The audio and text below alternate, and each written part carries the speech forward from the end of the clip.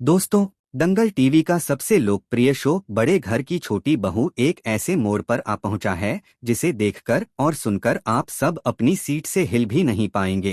कहानी की शुरुआत होती है पोल्टू के अहंकार से, जब वह पारो को घर से निकालने की धमकी देता है। वजह बस इतनी थी कि पारो ने अहाना का साथ दिया था दुर्गा देवी को तीर्थ यात्रा पर भेजने में। अहाना पारो का साथ छोड़ने वाली कहाँ थी। उसने साफ कह दिया कि अगर पारो जाएगी तो वह भी घर छोड़ देगी। और जैसे ही अहाना ने यह कदम उठाया, बाकी दोनों बहुएं भी उनके साथ हो गईं। रात के अंधेरे में चारों बहुएं अपना सामान समेटकर घर छोड़ देती हैं। पोल्टू को लग रहा था कि यह उसकी जीत है।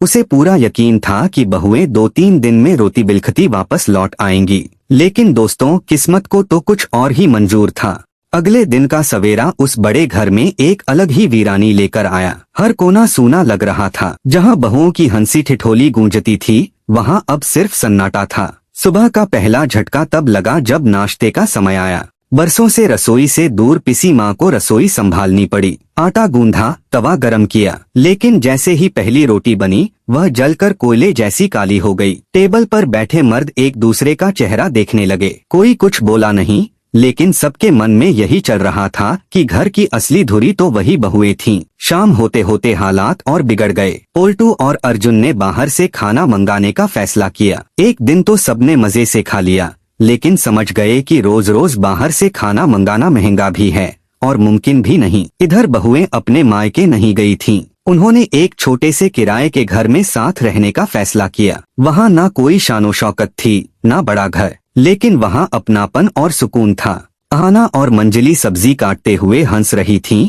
कम से कम यहाँ हमारी मेहनत की कदर तो है। उधर बड़े घर में हालात दिन ब दिन बिगड़ते जा रहे थे। किसी माँ की रोटियां रोज जल जाती, कभी सब्जी में नमक ज्यादा तो कभी कम। पोल्टू और अर्जुन को खुद झाड़ू पोछा तक करना पड़ रहा था। यही देखकर शकुंदा का गुस्सा फूट पड़ा। वह पोल्टू को डांटते हुए बोली, बहुएं सिर्फ रसोई संभालने वाली नहीं थीं, वही इस घर की असली लक्ष्मी थीं। तूने अपने अहंकार में पूरे घर को वीरान बना दिया। पोल्टू फिर भी अपनी अकड़ में बोला, गलती उन्हीं की थी, सजा मिलनी ही चाहिए। देखना, 2-3 दिन में गिड़गिड़ाती हुई लौट आएंगी। लेकिन असली मोड़ तब आया जब खुद पिसी माँ ने पोल्टू के सामने हार मान ली। कांपती आवाज में बोली, पोल्टू, मुझसे अब यह घर नहीं संभल रहा। मैं खाना नहीं बना सकती, चाहे जो हो, बहुओं को वापस घर लेकर आ। पिसी माँ की यह बात सुनकर सब दंग रह गए। अर्जुन, दादा भाई और बाकी सबके चेहरों का रंग उड़ गया। पोल्टू के कानों में गूंजने लगी वह आखिरी बात जो अहाना ने घर छोड़ते वक्त कही थी, अगर हमें वापस लाना है तो तुम्हें हमारे सामने हाथ जोड़कर माफी मांगनी होगी। अब दोस्तों, सबसे बड़ा सवाल यही है, क्या पोल्टू अपनी जिद छोड़कर चारों बहुओं को हाथ जोड़कर माफी मांगते हुए वापस बुलाएगा, या फिर बहुएं अपनी इज्जत और आत्मसम्मान को सबसे ऊपर रखते हुए घर लौटने से इनकार कर देंगी? दोस्तों, इस रोमांचक मोड़ पर आपकी क्या राय है? क्या आपको लगता है पोल्टू झुकेगा?